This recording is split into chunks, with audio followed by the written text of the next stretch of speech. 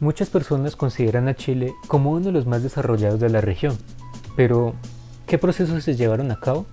Si quieres conocer la historia de Chile, te invito a que te quedes hasta el final del video.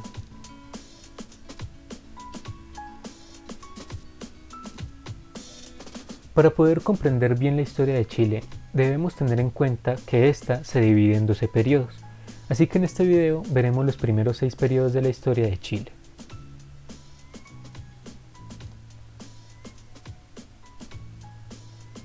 En la región de los lagos, en Chile, se conoce el primer asentamiento humano en América. Debido al cambio climático del 6000 a.C., muchos paleoindígenas de esta región se tuvieron que adaptar a un clima diferente al que estaban acostumbrados.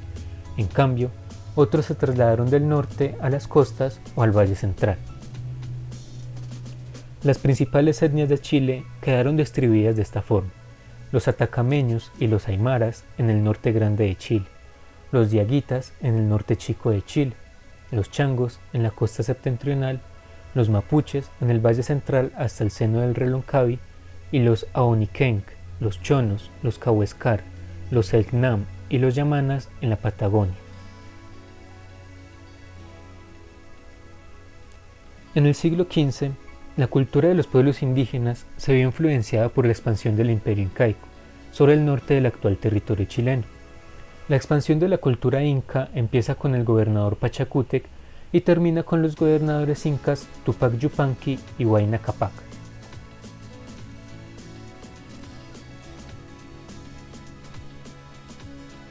Se dice que los primeros europeos en recorrer parte del territorio chileno fueron los integrantes de la flota de Fernando de Magallanes, pero el explorador Diego de Almagro fue quien exploró gran parte del territorio actual chileno.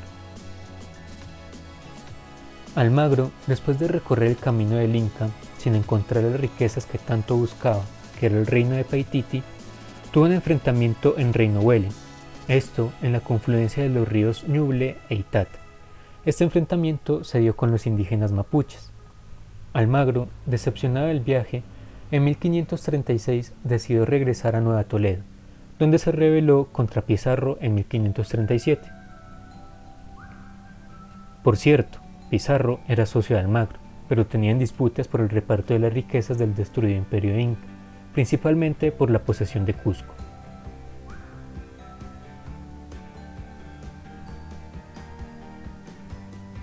En 1539, Pedro de Valdivia fue enviado por Francisco Pizarro a una expedición, el cual dio inicio al periodo de la conquista. Cuando Pedro de Valdivia se dirigía al Valle de la Concagua, el cacique Michimalonco intentó detenerlo, pero no tuvo éxito. El 12 de febrero de 1541, Fernando de Valdivia fundó la ciudad de Santiago de Nueva Extremadura. Valdivia fue proclamado como gobernador de Nueva Extremadura por el Cabildo español. Este lo aceptó el 11 de junio de 1541. Valdivia tuvo que luchar primero con los indígenas del norte del país para poder consolidar el dominio español sobre esa zona. Después, inició con la ocupación de los territorios más al sur. También, durante este periodo, inició la fundación de otras ciudades. En 1553, el país parecía en paz, pero los mapuches, dirigidos por Lautaro y Caupolicán, iniciaron nuevamente con las guerras, en donde en una de esas Valdivia perdió la vida. El sucesor de Valdivia fue García Hurtado de Mendoza y Manríquez.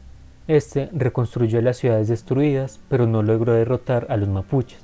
En 1598, los mapuches se volvieron a levantar contra los españoles, lo que provocó el desastre de Curalao, que casi acaba con la colonización de Chile, dejando las ciudades del sur del río Biobío totalmente destruidas, exceptuando la ciudad de Castro. Tras intensos combates, en la Guerra de Arauco se estableció una frontera entre la colonia española y las tierras dominadas por los mapuches en el río Biobío.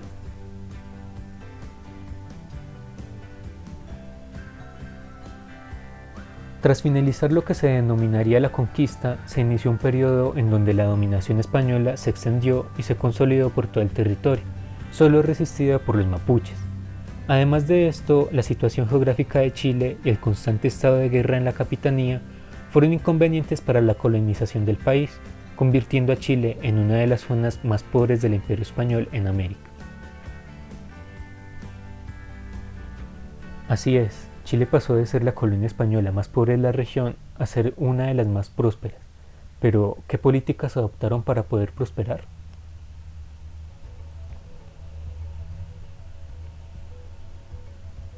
En 1808, el Imperio Español sufrió las invasiones napoleónicas, permitiendo que los criollos con su movimiento juntista lograran la primera Junta Nacional de Gobierno, para reemplazar la gobernación española por una junta de notables.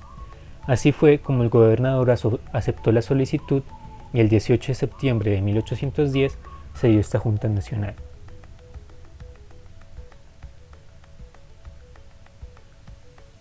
Cuando falleció Toro y Zambrano, el poder lo tomó Juan Martínez de Rosas, quien convocó el primer Congreso Nacional. Por cierto, este es el más antiguo de América. Esto con el fin de acabar con la contrarrevolución de Tomás de Figueroa. Después de esto se celebraron elecciones donde la mayoría de los diputados electos eran de una tendencia moderada, donde propugnaban la libertad del país pero sin separarse del Imperio Español, mientras que una minoría de diputados electos propugnaban la libertad total del país. Al pasar el tiempo, el gobierno de ese momento fue cambiando de opinión, principalmente cuando José Miguel Carrera accedió al poder. Él fue quien dictó los primeros textos constitucionales y leyes propias de Chile. Asimismo, creó nuevos institutos como el Instituto Nacional, la Biblioteca Nacional y el primer periódico chileno.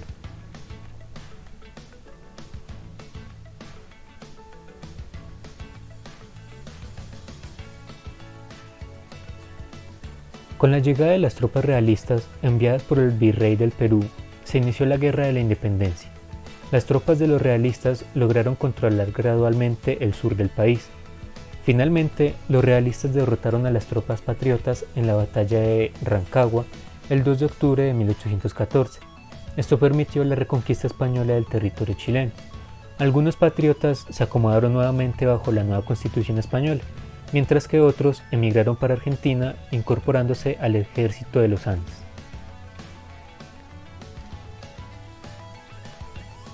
El ejército realista era una fuerza formada por españoles, tanto americanos como europeos, empleada para la defensa de la monarquía española frente a las revoluciones independistas.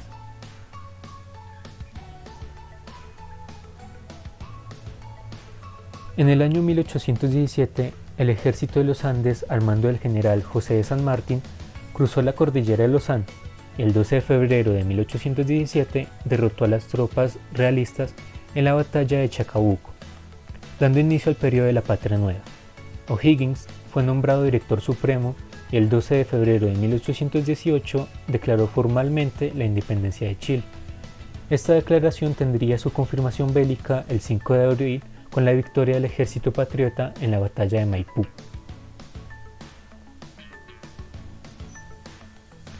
Bajo el mandato de O'Higgins se realizaron diversas obras de infraestructura, se organizó la expedición libertadora del Perú, se produjo la captura de la ciudad de Valdivia, que aún seguía bajo dominio español, y se promulgó la Constitución de 1818 y la de 1822. O'Higgins se ganó la antipatía del pueblo por su autoritarismo y sus intentos de quedarse en el poder indefinidamente. El 28 de enero de 1823 renunció en su cargo para evitar una guerra civil.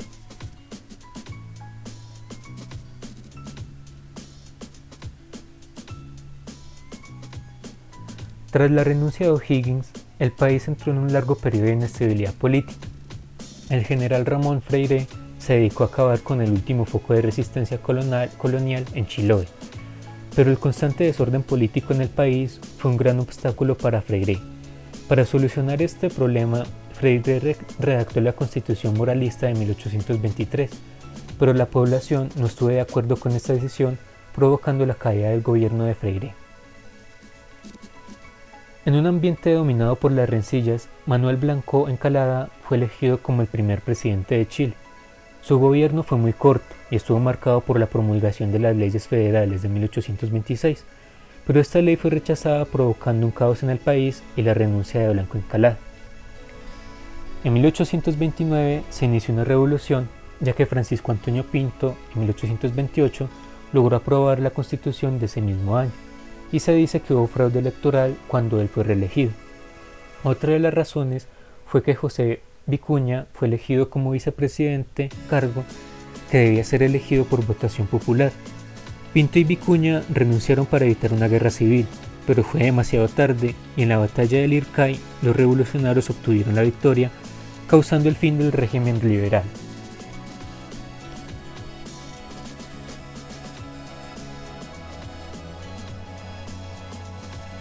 José Joaquín Prieto asumió la presidencia en 1831, tras la victoria en la Revolución.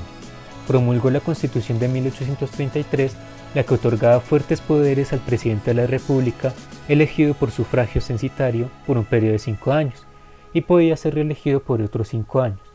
Esto permitió que en el país se acabara el periodo de anarquía de los años anteriores, estableciendo un periodo de estabilidad que fue rota por las revoluciones de 1851 y 1859. La economía de Chile siguió en crecimiento, y más con el descubrimiento de cobre en Chañarcillo, un pueblo ubicado en la región de Atacama. Sin embargo, la rivalidad de los puertos de Valparaíso y el peruano de la región del Callao se agravó con la creación de la Confederación Perú-Boliviana. Portales fue uno de los más férreos enemigos de esta confederación, promoviendo la guerra contra la Confederación Perú-Boliviana, logrando que el Congreso declarara la guerra el 28 de septiembre de 1836, pero esta se inició el 6 de junio de 1837 por el asesinato del mismo Portales. Chile obtuvo la victoria el 20 de enero de 1839 en la batalla de Yungay.